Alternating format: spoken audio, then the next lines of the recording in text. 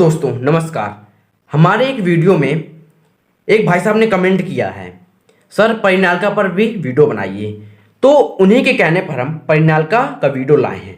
दोस्तों जैसा कि आप जानते हैं, हम किसी भी टॉपिक को ट्रिक से समझाने की कोशिश करते हैं। ट्रिक से आपको समझाते हैं और परिभाषा भी समझाते हैं।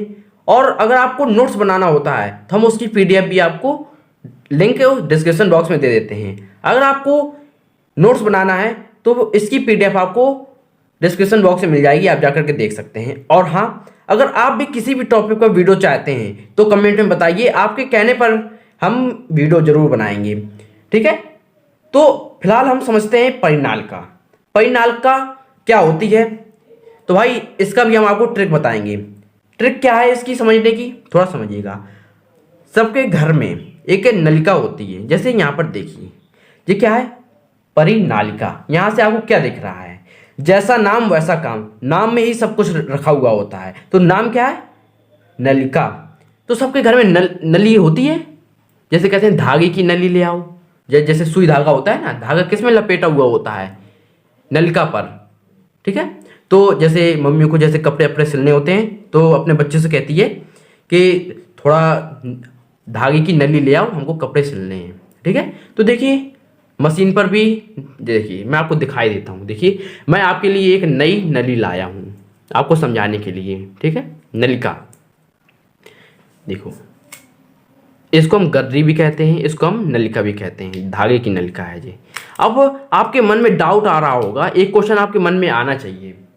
ठीक है, आना भी चाहिए, हम इसको नलिका क्यों कहते हैं, इसको हम नलिका क्यों कहते हैं। ठीक है, क्यों कहते हैं, क्योंकि देखो जो जी आपको कागज का दिख रहा है, जी दफ्ती टाइप की है, जी क्या है, बेलन की तरह है। बेलन ऐसे ही होता है ना, बेलन ऐसे ही होता है। ठीक है, बेलन ऐसे ही होता है। और हम इसके चारों ओर क्या लगा दिया है, हमने इसके चारों हमने धागा लपेट दिया हुआ है, ताकि बहुत सारा धागा एक ही बेलन में आ जाए। देखो कितना ढेर सारा धागा है और कितनी छोटी सी चीज बेलन की चीज में आ गया है ना। इसलिए हम इसको नलका कहते हैं। इसके चारों तरफ हमने लगा दिया, इसलिए ये धागे की नलका है। जब मशीन में हमने कपड़े सिलने होते हैं तो हम मशीन में डाल देते हैं, कपड़े फटफट करके सिल जाते हैं। तो अब देखिए, हम परिनालिका को समझने के लिए ये इससे ज़्यादा एग्जाम्पल अच्छा हमको कहीं नहीं मिला, इसलिए हमने यही वाला एग्जाम्पल लिया है। देखिए अब परिनालिका, अब हम आ जाते हैं अपने फिजिक्स में। ये तो हो गई डेली यूज की बात, क्योंकि फिजिक्स डेली यूज में ही काम आती है।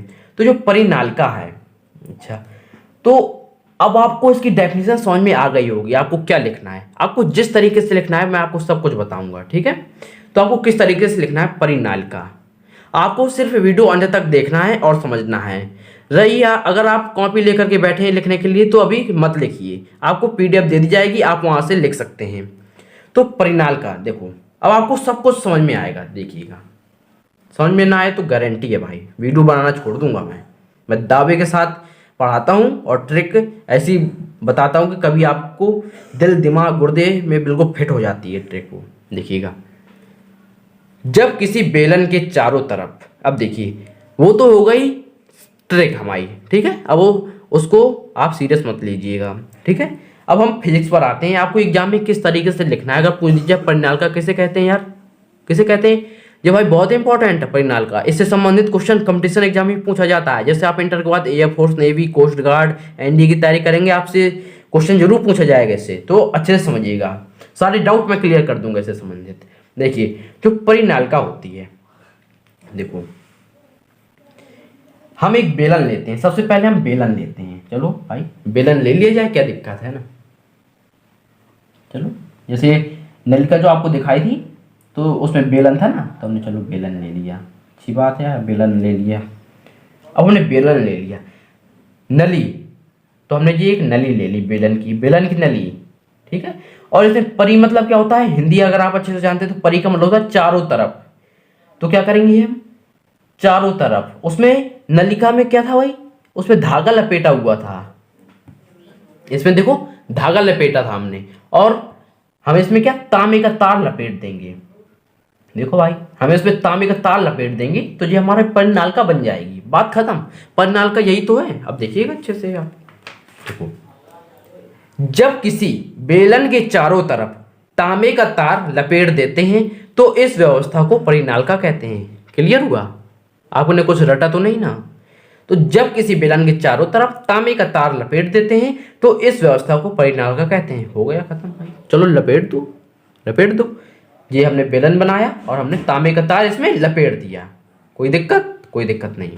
अब देखो, अब पॉइंट टू पॉइंट हम बात करेंगे, ताकि आप अगर इंटर के बाद किसी भी कंपटीशन एग्जाम में बैठे हैं, अगर उसमें फिजिक्स आ रही है तो जो क्वेश्चन चूकता नहीं है, जरूर उससे जरूर आता है।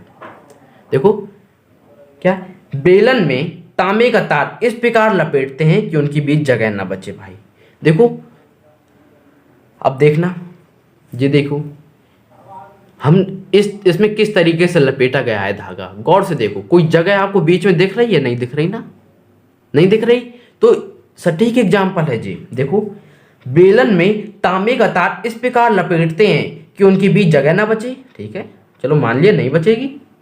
ठीक है, अब देखना, बहुत ही इंपॉर्टेंट पॉइंट है यहाँ पर। जरा देखो, जब किसी परिनालिका को बैटरी या सेल से जोड़ते हैं तो चुंबकीय क्षेत्र उत्पन्न हो जाता है। चुंबकीय क्षेत्र उत्पन्न हो जाता है भाई। देखो, जो हमारी क्या थी, परिनालिका थी। चलो भाई, तांबे का तार लपेटा हुआ था। अब हमने क्या किया, इसके बीच में हमने क्या किया भाई, इसके बीच में हमने बैटरी जोड़ दी। तो जब बैटरी जोड़ दी तो जो भाई धारा बहने लगी तो परिनालिका के चारों ओर चुंबकीय क्षेत्र भी उत्पन्न हो गया। विद्युत धारा तो उत्पन्न थी, विद्युत क्षेत्र तो उत्पन्न था। अब क्या हुआ, चुंबकीय क्षेत्र भी उत्पन्न हो गया। तो जब चुंबकीय क्षेत्र उत्पन्न हुआ तो इसके दो सिरे उत्पन्न होगा, एक एस और एक एन। ये साउथ है, ये नॉर्थ है। ठीक है, इसके दो सिरे उत्पन्न हो गए। धागा जा रही है लेफ्ट से, राइट की ओर आ रही है, ऐसे घूम रही है धागा। चलो, एग्जाम में किस तरीके से क्वेश्चन बन सकता है, अगर आ गया परिनालिका पर चुंबकीय क्षेत्र कब उत्पन्न होता है, परिनालिका पर चुंबकीय क्षेत्र कब उत्पन्न होता है, जब उसमें बैटरी या सेल जोड़ देते हैं। या इस प्रकार पूछ सकता है किसी भी तरीके से, परिनालिका पर बैटरी या सेल जोड़ देते हैं तो क्या उत्पन्न होता है, विद्युत धारा, चुंबकीय क्षेत्र, दोनों या उपयुक्त सभी। इस तरीके से पूछ सकता है भाई। जब किसी परिनालिका को बैटरी या सेल से जोड़ते हैं तो चुंबकीय क्षेत्र उत्पन्न हो जाता है। चलो क्लियर हुई ये वाली बात आपको। बेलन में जितने ज्यादा फेरे होंगे उतना ही ज्यादा चुंबकीय क्षेत्र होगा। बेलन में जितने ज्यादा फेरे होंगे उतना ही चुंबकीय क्षेत्र होगा। जितने ज्यादा हम तांबे के तार लपेट देंगे चुंबकीय क्षेत्र उतना ही ज्यादा होगा। क्लियर? अब देखो, परिनालिका के अंदर चुंबकीय क्षेत्र सभी जगह समान होता है। परिनालिका के अंदर चुंबकीय क्षेत्र सभी जगह समान होता है। ये नहीं होता कि कहीं ज्यादा कहीं कम, सब जगह एक समान। ठीक है, परिनालिका के अंदर चुंबकीय क्षेत्र सभी जगह समान होता है। क्लियर? अब देखो, परिनालिका के बाहर चुंबकीय क्षेत्र शून्य होता है। परिनालिका के बाहर चुंबकीय क्षेत्र शून्य होता है। इतना तो आपको क्लियर। देखना, मैं आपको बता, अब थोड़ा क्वेश्चन आपको कुछ दिमाग में आ रहा है। देखो क्या है यहाँ पर, मैंने अभी आपको बताया परिनालिका के अंदर चुंबकीय क्षेत्र सभी जगह समान होता है। भाई मान लीजिए चुंबकीय क्षेत्र समान होता है, लेकिन कितना होता है, ये तो यार पवन चौधरी है ना, पवन चौधरी ने कमेंट किया था कि सर परिनालिका पर वीडियो बनाओ, लेकिन फिजिक्स में तो इससे संबंधित क्वेश्चन तो और भी हैं, वो इन्होंने पूछा ही नहीं। क्या था, चुंबकीय क्षेत्र। देखो, परिनालिका के अंदर चुंबकीय क्षेत्र की गणना करो। परिनालिका के अंदर चुंबकीय क्षेत्र क्या होता है, ये तो उन्होंने क्वेश्चन पूछा ही नहीं यार। बताओ, परिनालिका के भीतर चुंबकीय क्षेत्र कितना होता है, ये वेरी मोस्ट इंपॉर्टेंट क्वेश्चन है, लेकिन उन्होंने ये पूछा ही नहीं। तो भाई पूछा नहीं तो इसका मतलब हम बताएंगे नहीं क्या? बिल्कुल बताएंगे। ये परिनालिका अगर आपको अच्छे समझ में आ गई होगी तो एक क्वेश्चन फिजिक्स में बहुत इंपॉर्टेंट है। क्या है, परिनालिका के भीतर उत्पन्न चुंबकीय क्षेत्र की गणना करो, कितना होता है चुंबकीय क्षेत्र। तो इस वीडियो का लिंक आपको डिस्क्रिप्शन बॉक्स में मिल जाएगा। मैं आज या कल में इस पर भी वीडियो बना दूंगा, तो आप इसकी लिंक मैं आपको डिस्क्रिप्शन बॉक्स में दे दूंगा, तो आप जाकर के देख सकते हैं, तो देख लीजिएगा। ठीक है, तो परिनालिका के अंदर चुंबकीय क्षेत्र सभी जगह समान होता है। ठीक है, समान होता है, लेकिन कितना होता है ये तो बताया ही नहीं, है ना। तो अब देखो, अब परिनालिका के बाहर चुंबकीय क्षेत्र शून्य होता है। देखो भाई, एक बात मैं आपको बता दूं, एग्जाम में ये जरूर पूछता है परिनालिका के बाहर चुंबकीय क्षेत्र कितना होता है। एयरफोर्स में हर बार पूछा जाता है जो क्वेश्चन, परिनालिका के बाहर चुंबकीय क्षेत्र कितना होता है, बताओ। परिनालिका के बाहर चुंबकीय क्षेत्र शून्य होता है भाई।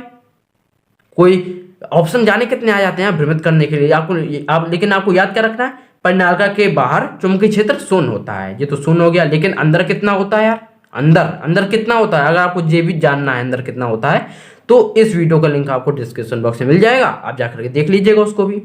तो दोस्तों उम्मीद करता हूँ आपको ये परिनालिका समझ में आई होगी। ठीक है, उम्मीद करता हूँ आपने वीडियो को अंत तक देखा होगा और अच्छे से समझा होगा। अगर आप ये सब लिखना चाहते हैं तो आपको पीडीएफ भी का लिंक डिस्क्रिप्शन बॉक्स में मिल जाएगा, आप जाकर के देख सकते हैं, तो देख लीजिएगा।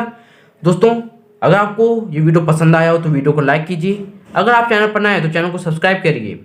दोस्तों अब मिलते हैं अगले वीडियो पर, जब तक के लिए जय हिंद जय भारत।